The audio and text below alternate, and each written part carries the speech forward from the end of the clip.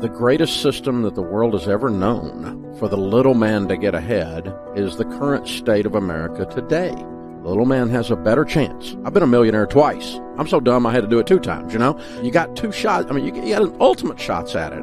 But it's all about me taking responsibility and me making decisions and me understanding that you're going to reap what you sow. So if you put corn seed in the ground, don't be shocked that corn grows.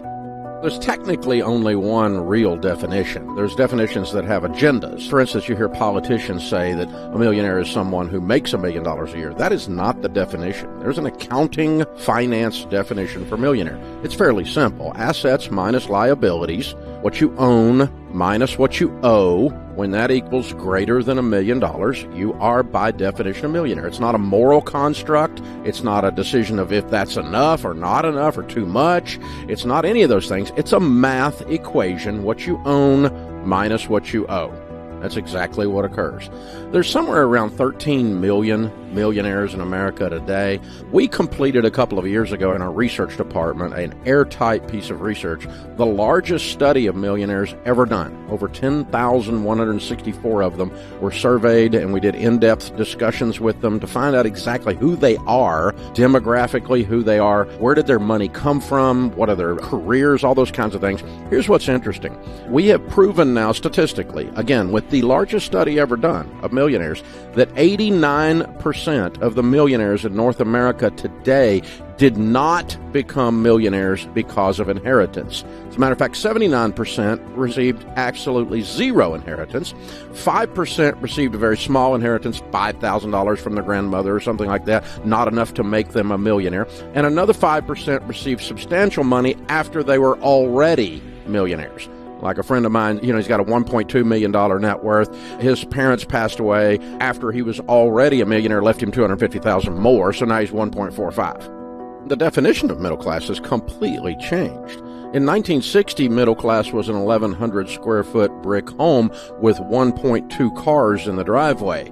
Today, middle class is 2,800 square foot, 2-story with 2.3 cars in the driveway, meaning they've got on average. So we define middle class by what in 1960 we would have called at least upper middle class, maybe lower upper class. And so we've changed our standards of living so high across the board in America that we have the richest poor people in the world.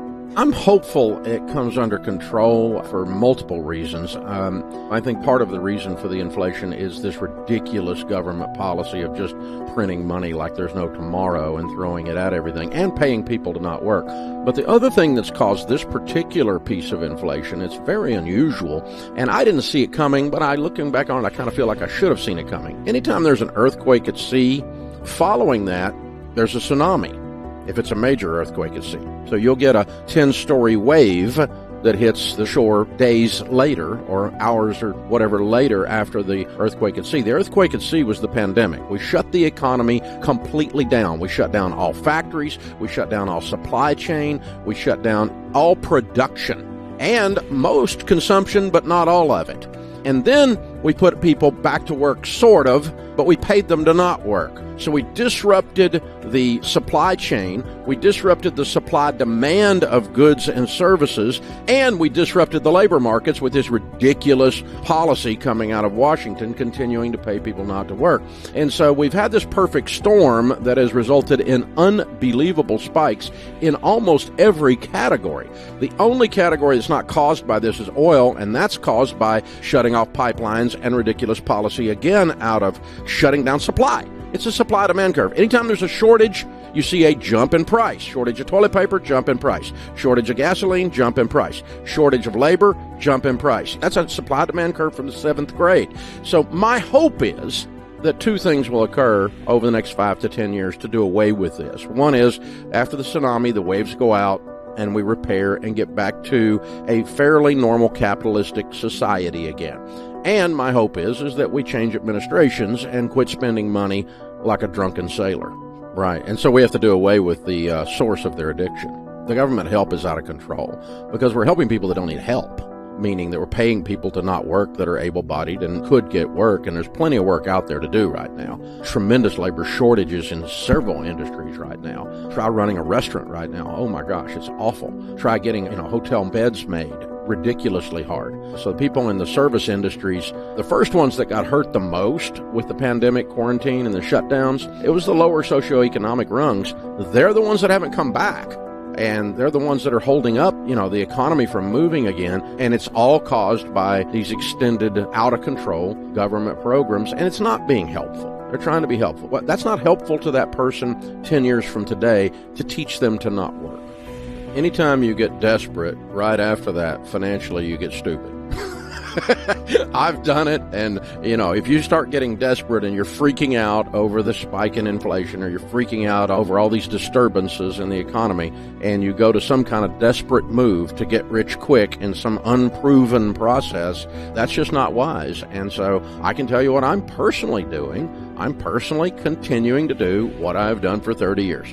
I buy mutual funds and long track record mutual funds in my 401k and outside the 401k, and I buy real estate that I pay cash for. It's very simple, very boring, nothing sexy about it. I don't get to tell my golfing buddies some story that made me look brilliant, but it's resulted in several hundred millions of dollars of net worth, so it's working out okay. It's the baby steps that we have taught for almost 30 years. But what we found out was that now that we've been doing this so long, there's tens of thousands of millionaires that are millionaires because they worked this plan that we taught them 10 years ago, 12 years ago, 18 years ago. And they're coming into our office to do those debt-free screams that we do on the radio. And they're saying, oh, by the way, when I paid off my house the other day, it's worth $450,000. I've got a little over $1 million in my 401k, so I'm worth $1.5 million. I'm a baby steps millionaire. And that's where it comes from. They followed the baby steps. Baby step 1 through 3 is basically get out of debt and build your emergency fund. And 4 is put 15% of your income into retirement. Now, the average household income is $60,000. If you put 15% of $60,000 away from age 30 to age 65, you'll have between $5 and $10 million in your mutual funds. And so if I'm 10x, 5x wrong, which I'm not, you'd still be a millionaire, and that's how ridiculously simple this is. Now, that's not billionaire. You're not going to have 7 Lamborghinis and a private jet. A billionaire is 1,000 million. There's a lot of difference in Elon or, some of the other guys out there that we talk about, the Warren Buffetts of the world. There's a lot of difference in those guys and a millionaire. A millionaire's living in a middle-class house, got 2 cars, got a nice Ford pickup most of the time. It's about ratios. I would take a swing with an amount, and the way I always visualize it is if I put that amount of money in the middle of my kitchen table and set fire to it, meaning the risk goes poorly, we lose the whole thing, okay? Does it affect my life? Is this a major setback? And if the answer is no, then you can take a swing with that amount of money.